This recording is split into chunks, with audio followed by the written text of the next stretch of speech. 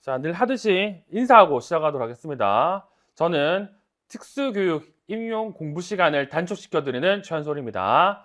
자, 오늘은 지금 여기 화면에 나와 있는 것처럼 장애인 등에 대한 특수교육법 특강을 할 예정이고요. 어떤 내용이고 어떻게 암기해야 되는지를 여러분들한테 말씀을 드리도록 하겠습니다.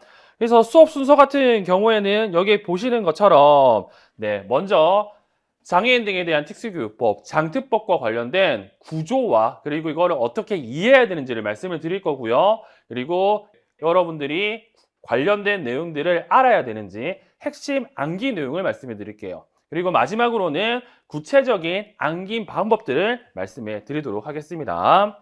자, 그러면 본격적으로 이제 수업에 들어가기 앞서서 장애인 등에 대한 특수교육법 같은 경우에는 제가 뇌과학 수업 시간에도 말씀드린 것처럼 얘네들 같은 경우에는 말 그대로 사실적 정보입니다. 그냥 있는 정보예요. 따라서 무한정 반복해서 보는 것밖에 없습니다.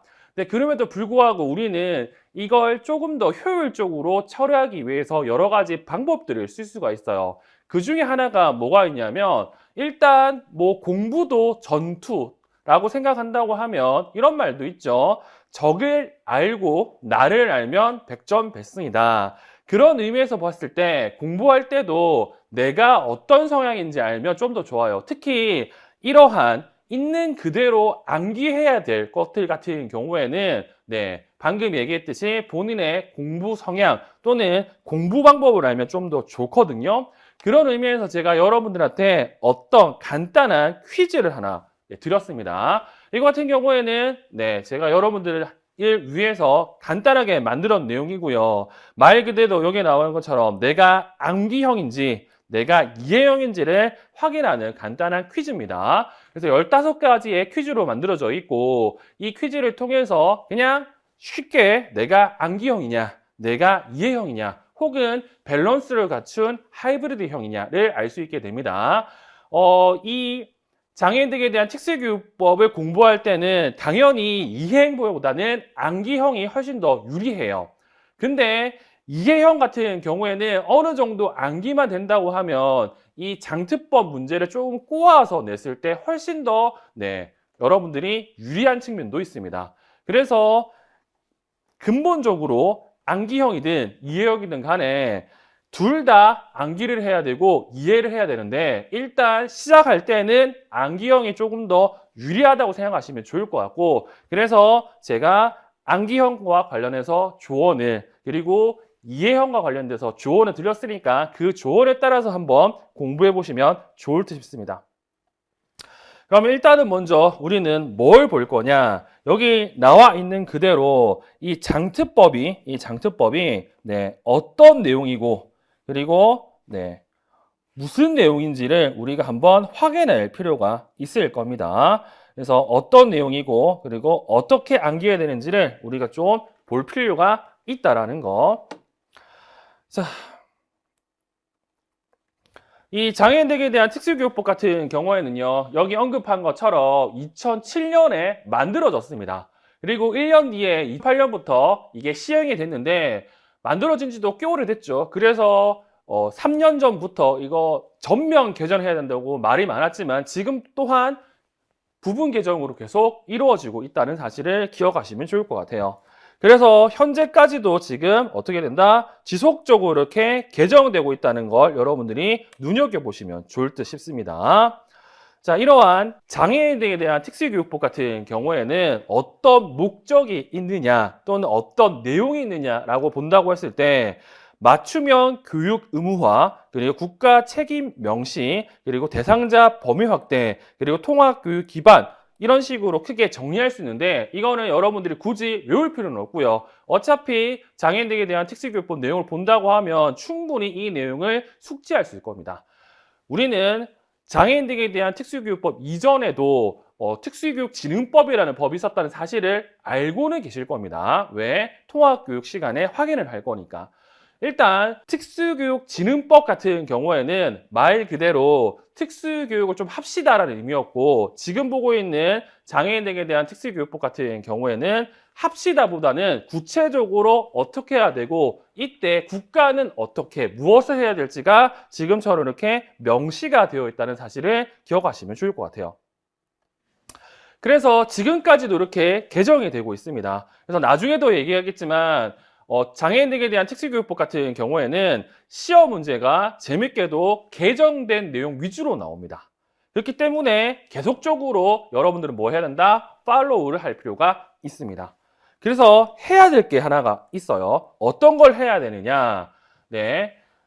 제가 여러분들한테 알려드리고 싶은 게 뭐가 있냐면, 제가 말씀을 드리겠지만 여러분들 스스로도 뭐 한 달에 한 번, 뭐 2주에 한 번 이렇게 해서 국가법령센터 아니면 뭐 네이버나 다음 이런 데에 뭘 할 수가 있냐면 장애인들에 대한 특수교육법 이렇게 치면요.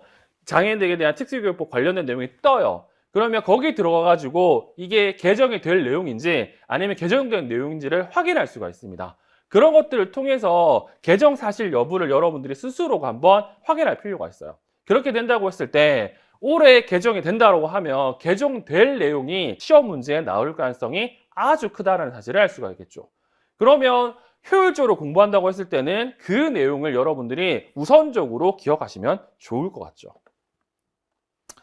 자, 그러면 우리는 이제부터 장애인들에 대한 특수교육법을 볼 테니까 법에 대해서 조금 알아야 되잖아요.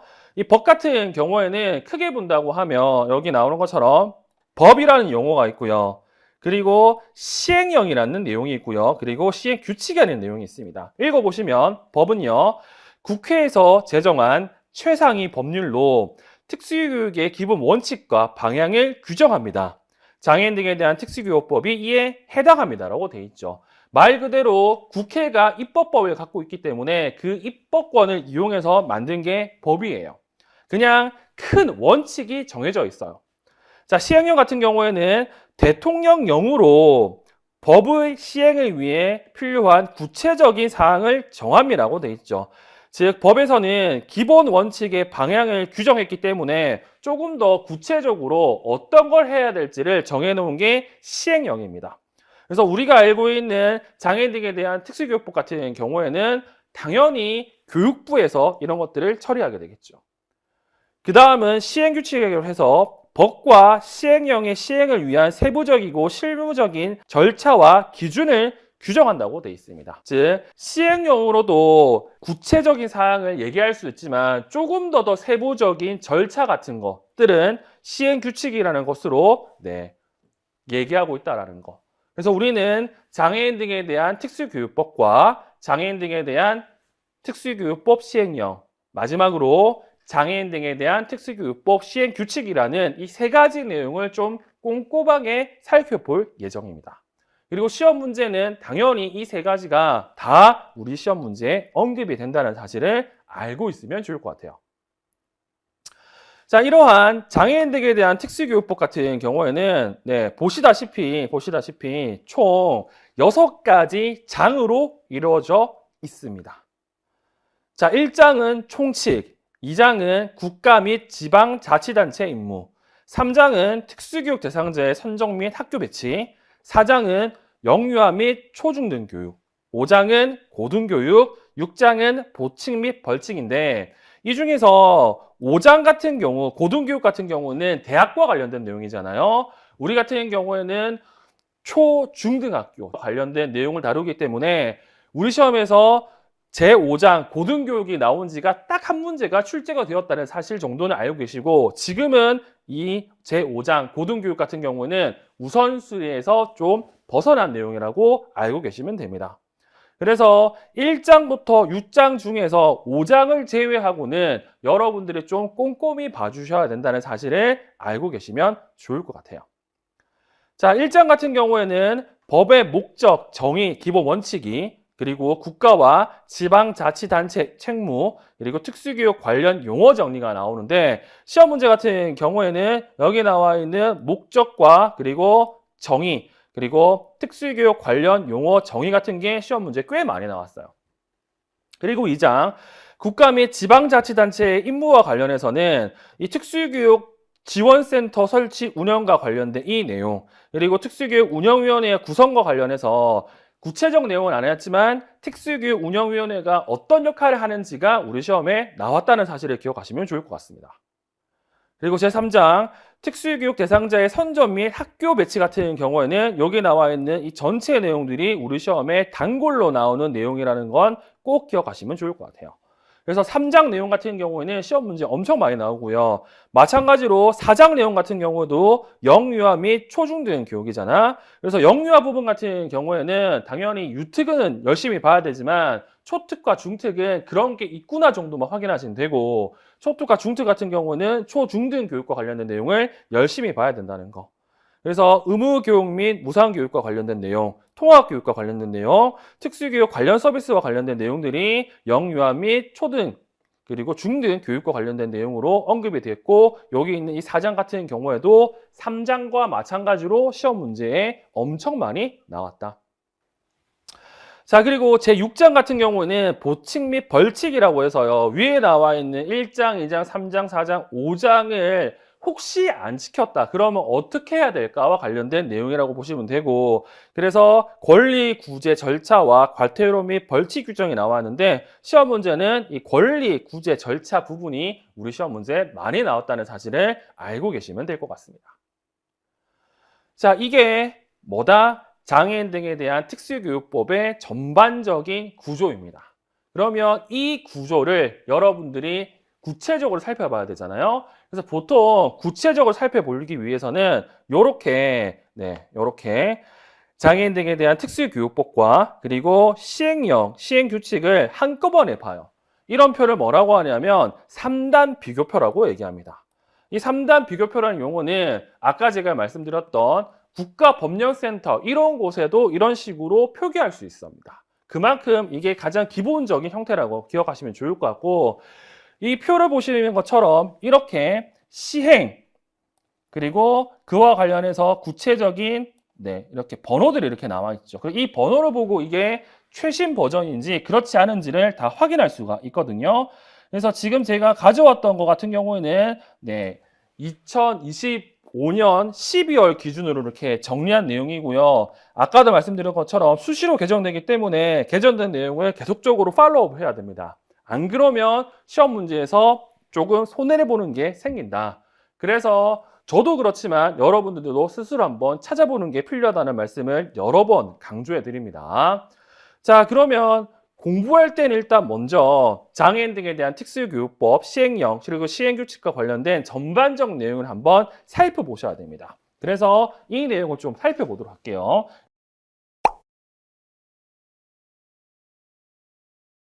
그래서 제가 여기 주황색으로 먼저 여러분들이 꼭 봐야 될, 소위 말해서 중요하다고 생각하는 키워드 부분을 이렇게 색깔을 칠해 왔습니다.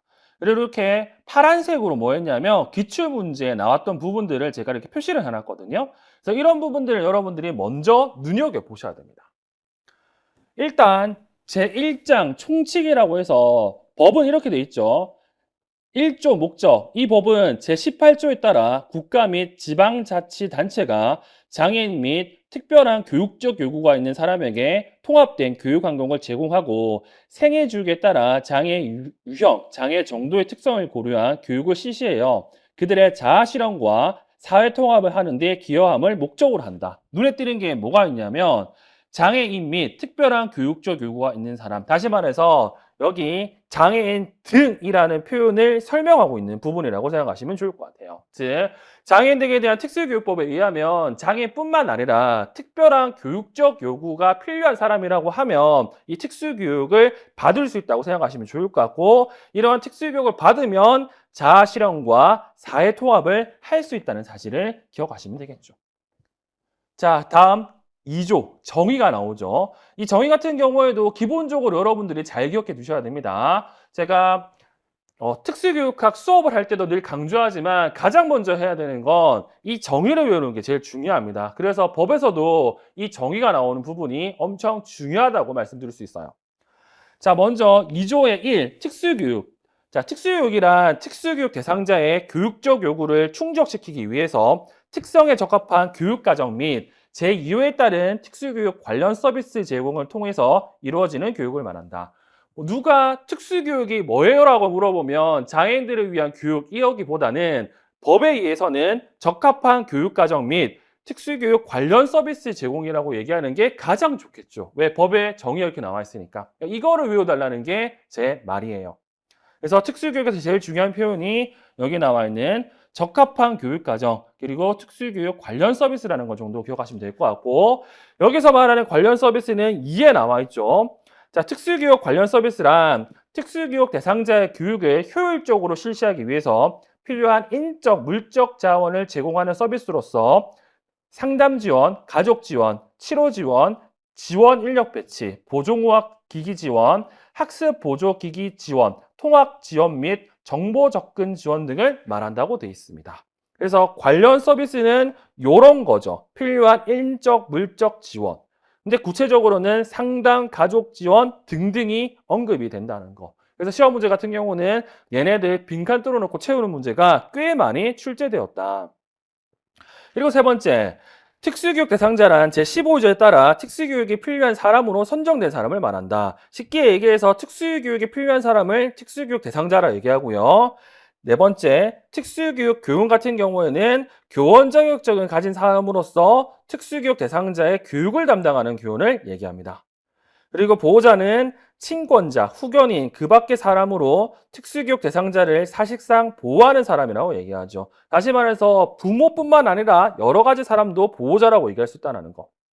그리고 첫 번째, 통합교육이란 특수교육 대상자가 일반 학교에서 장애 유형, 장애 정도에 따라 차별을 받지 아니하고 또래와 함께 개개인의 교육적 요구에 적합한 교육을 받는 것을 말한다고 돼 있죠. 가장 눈에 띄는 게 뭐냐면 일반 학교에서요.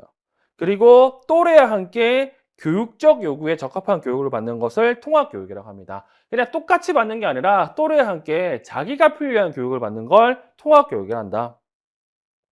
일곱 번째, 개별화 교육이란 각급 학교의 장이 특수교육 대상자 개인의 능력을 개발하기 위해서 장애 유형 및 장애 특성에 적합한 교육 목표, 교육 방법, 교육 내용, 특수교육 관련 서비스 등이 포함한 계획을 수립해서 실시하는 교육을 말한다고 돼 있죠. 그래서 눈에 띄는 건 각급 학교의 장이잖아요. 이 각급 학교의 장은 뒤에 설명되어 있기 때문에 뒤에서 조금 더 얘기를 하도록 할 거고, 일단 여러분들이 기억할 건 이 개별화 교육이 나중에 얘기할 통합교육에서 엄청 중요한 거라는 것 정도는 기억하시면 좋을 것 같습니다. 그래서 뭐 한다고? 이 개별화 교육 같은 경우에는 이렇게 계획을 따로 만들어야 된다는 것 정도는 기억하시면 돼요.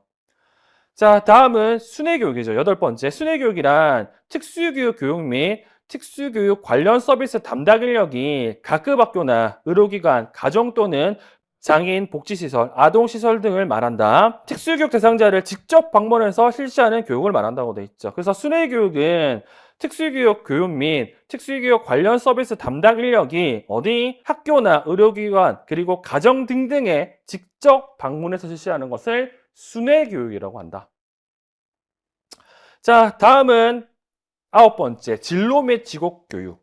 자, 특수교육 대상자의 학교에서 사회 등으로의 원활한 이동을 위하여 우리는 이거를 전환이라고 배웠죠. 관련 기관의 협력을 통해서 직업 재활 훈련, 자립생활 훈련 등을 실시하는 것을 말한다. 그래서 진로 및 직업교육 같은 경우 전환을 위한 직업 재활 훈련, 자립생활 훈련이라는 것 정도는 기억하시면 좋을 것 같아요. 그리고 열 번째, 자, 특수교육기관이란 특수교육 대상자에게 유치원, 초등학교, 중학교 또는 고등학교, 전공과를 포함해서 특수학교 및 특수학급을 말한다고 돼 있죠. 여기서 기억할 건 특수교육기관은 유, 초, 중, 고등학교 그리고 전공과를 포함하는 특수학교, 특수학급을 말합니다. 그리고 특수학급 같은 경우에는 통합교육을 하기 위한 일반 학교에 설치된 학급, 그러면 특수교육기관 안에는 특수학급이 포함되겠죠.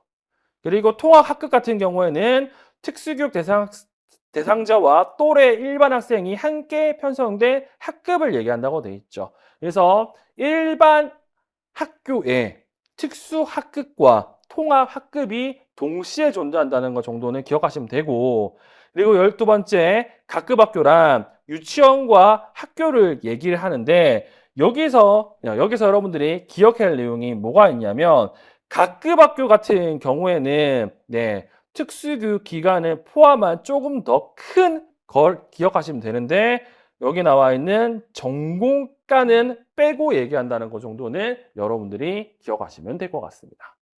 그래서 여기 나와 있는 이 정의를 여러분들이 잘 아셔야 되고요. 그리고 여러분들이 만약에 임용을 합격해서 학교로 간다고 했을 때 여러분들이 열심히 배우는 특수교육학보다는 지금 보고 있는 장특법을 훨씬 더 많이 쓰게 됩니다. 따라서 이걸 잘 해놓으면 훨씬 더 편하고요. 그리고 초특 같은 경우에는 이 장특법이 어디서 나오냐면 2차 면접 문제에서도 나옵니다. 그렇기 때문에 장특법 꼭 잘 보시기 바란다. 자, 그리고 제3조 의무교육을 좀 보도록 할게요. 자, 의무교육, 특수교육 대상자에 대해서 제8조에도 불구하고 유치원, 초등학교, 중학교 및 고등학교 과정의 교육은 의무교육하고 지금 현재 기본교육법상으로는 중학교까지는 의무교육입니다. 그래서 불구하고는 표현이 되겠죠.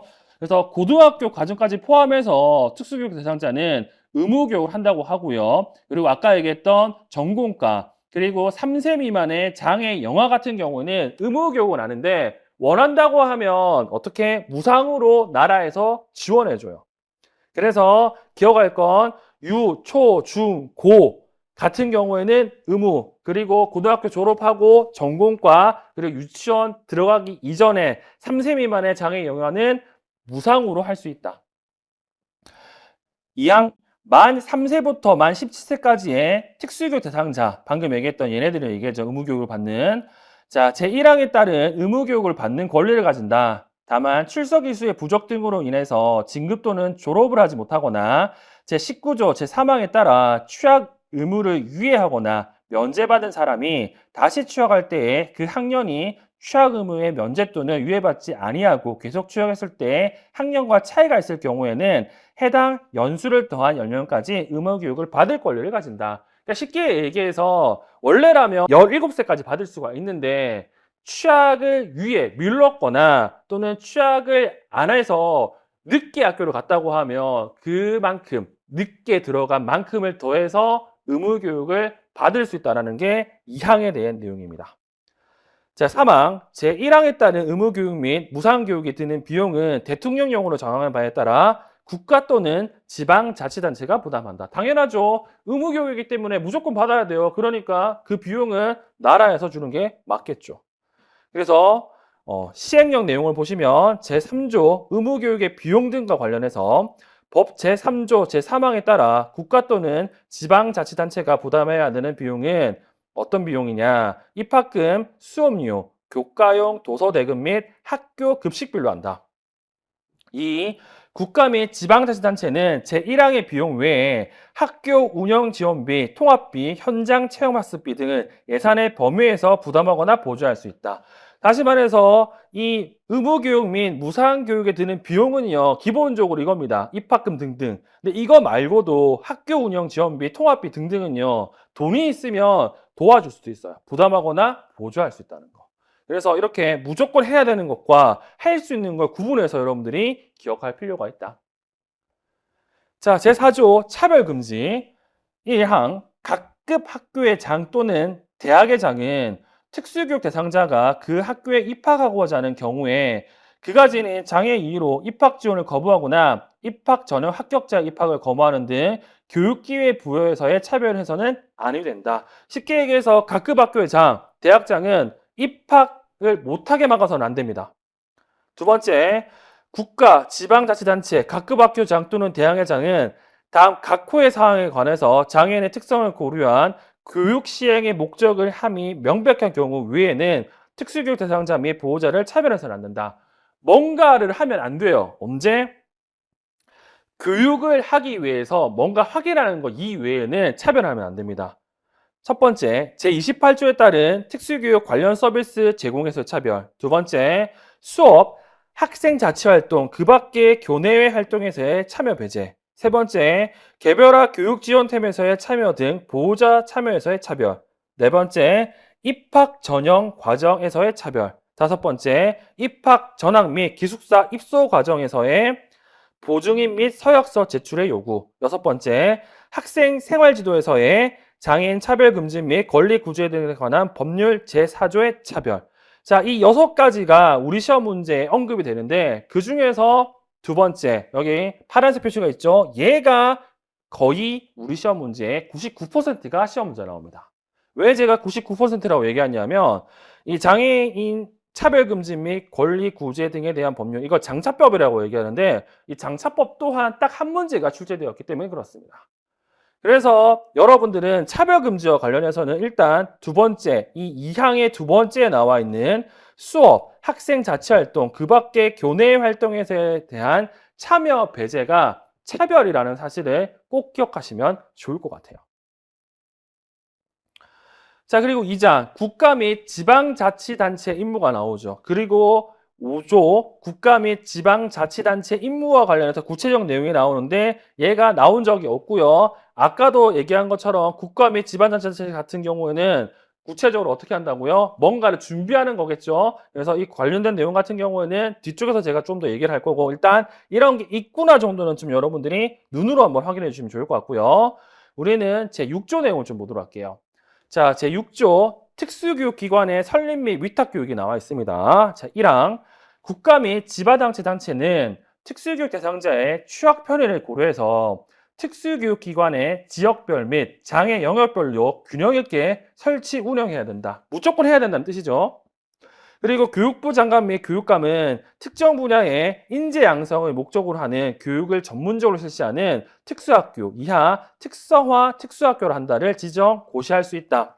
이 경우 특수화 학교의 지정 절차는 교육부 용어를 정한다. 이 같은 경우도 최근 기출 문제였습니다. 특성화 특수학교라는 명칭을 쓰는 게. 그렇기 때문에 여러분들은 이 내용을 잘 봐주셔야 돼요.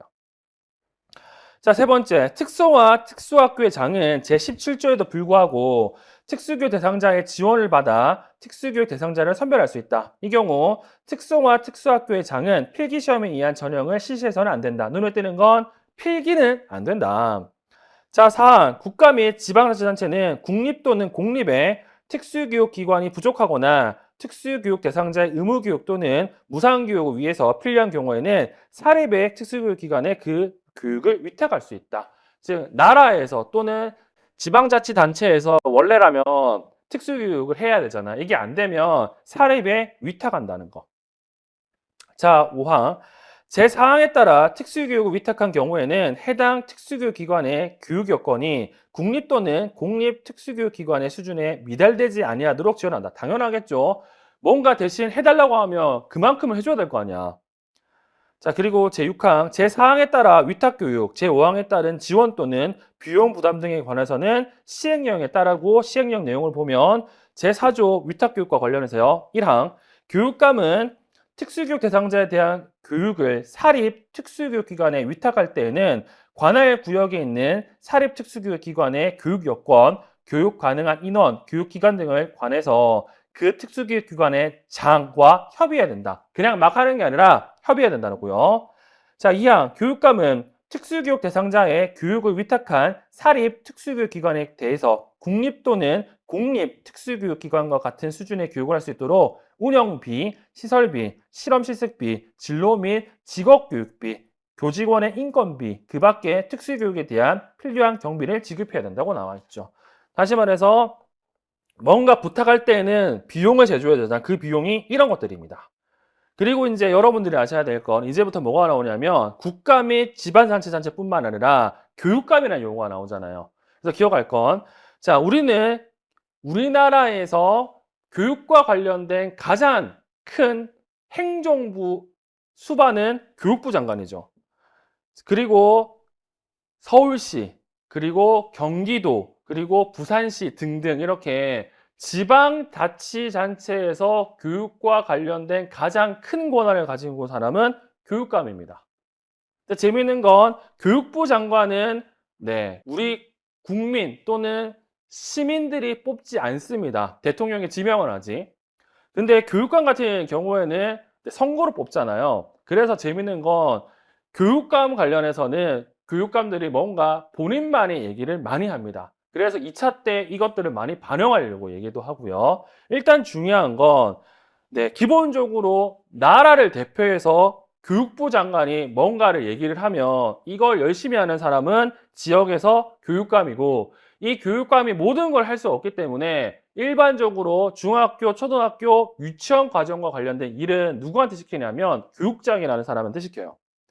그래서 여러분들은 뭘 기억해야 되느냐? 자, 국가와 관련된 일, 교육부 장관.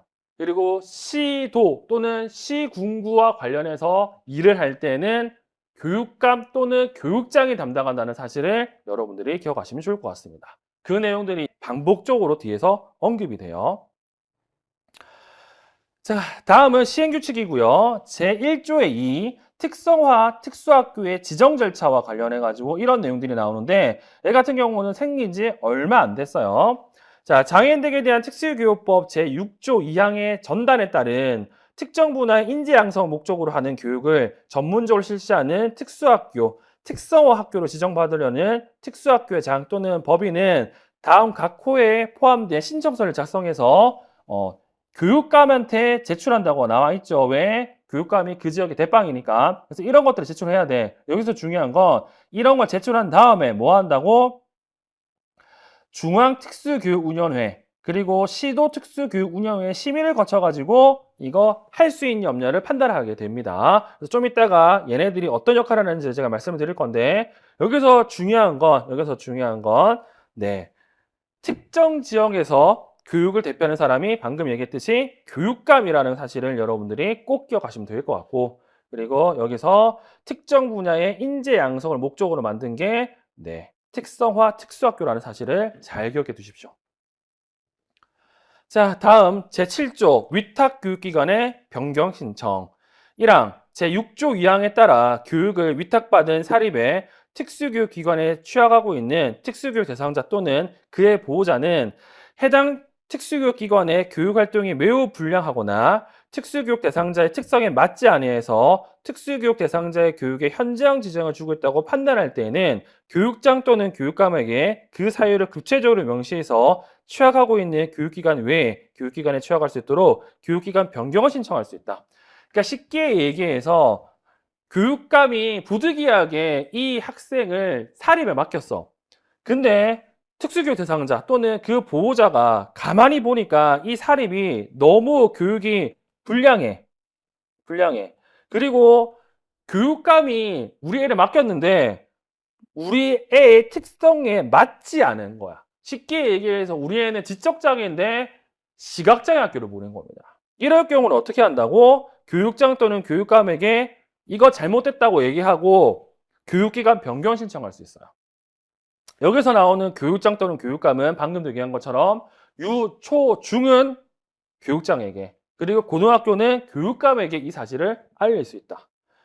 자, 이 제1항에 따른 변경 신청을 받은 교육장 또는 교육감은 신청 접수일부터 30일 이내에 시군군 특수교육운영위원회 그리고 시도 특수교육운영위를 열어 신청인 해당 학교의 장 등 이해관계인의 의견을 들은 후 변경 여부를 결정 통보한다. 좀 이따가 더 얘기하겠지만 시군구 특수교육운영위원 같은 경우에는 누가 관리하냐면 교육장이 관리를 하고요. 시도 특수교육운영위원회 같은 경우는 교육감이 관리를 하거든요. 그러니까 교육장, 유, 초, 중과 관련되는 게 시군구, 그리고 고등학교와 관련된, 즉 교육감과 관련되는 게 시도라고 생각하시면 그렇게 어렵진 않을 거예요. 그래서 이런 것들을 다 듣고 어떻게 한다? 변경 여부를 결정 통보해야 됩니다. 언제? 30일 이내.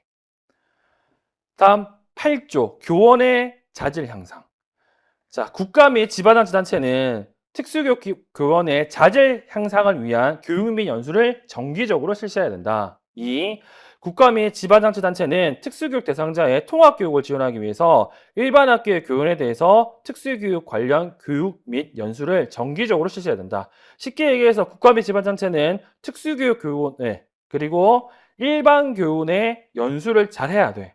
근데 이 연수에서는 특수교육 대상자의 인권 존중에 관한 내용이 포함됩니다. 그래서 이 내용이 시험 문제에 종종 나왔어요.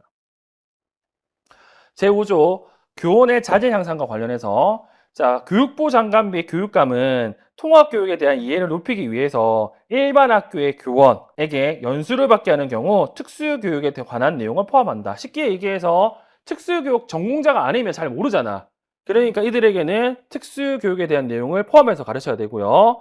교육부 장관 및 교육감은 통합교육을 효율적으로 실행하기 위해서 통합교육을 지원하는 일반 학교의 교원에게는 특수교육과 관련된 직무연수 과정을, 특수교육 교원에게는 일반 교과교육에 관한 직무연수 과정을 개선 운영해야 된다. 똑같죠?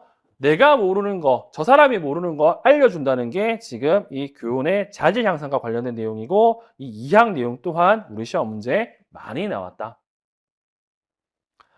자, 제9조 특수교육 대상자의 권리와 의무의 안내라고 되어 있죠.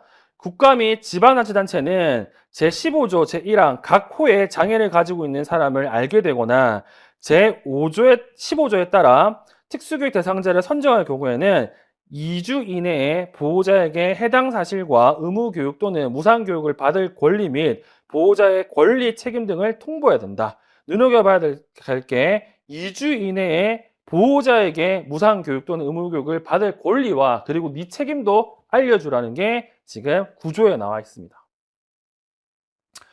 자, 그리고 아까부터 얘기했던 특수교육 운영위원회 관련된 내용인데 여기서는 이것만 알고 있으면 됩니다. 아까 얘기했던 내용 있잖아요. 어떤 내용? 자, 제5조에 따라 국가 및 지방자치단체의 업무 수행에 관한 주요 사항을 심의하기 위해서, 다시 말해서 뭔가를 심의를 합니다. 심의할 때 특수교육 운영위원회라는 걸 여는데 이때 교육부 소속으로 중앙특수교육 운영위를 열고요. 교육감 소속으로 시도특수교육 운영위를 열고요. 교육장 소속으로 시군구 특수교육 운영위를 열어요. 딱 이 정도만 알고 있으면 됩니다. 그리고 여기 나와 있는 시행령 같은 경우에는 한 번도 나온 적이 없어요. 왜냐? 이거는 교원과 그렇게 직접적으로 관련된 내용이 아니기 때문에. 그래서 우선순위는 아니지만 혹시 필요하다고 하면 보실 분들은 보시면 좋을 것 같아요. 일단 처음 보시는 분들은 얘를 우선적으로 볼 필요는 없다더라.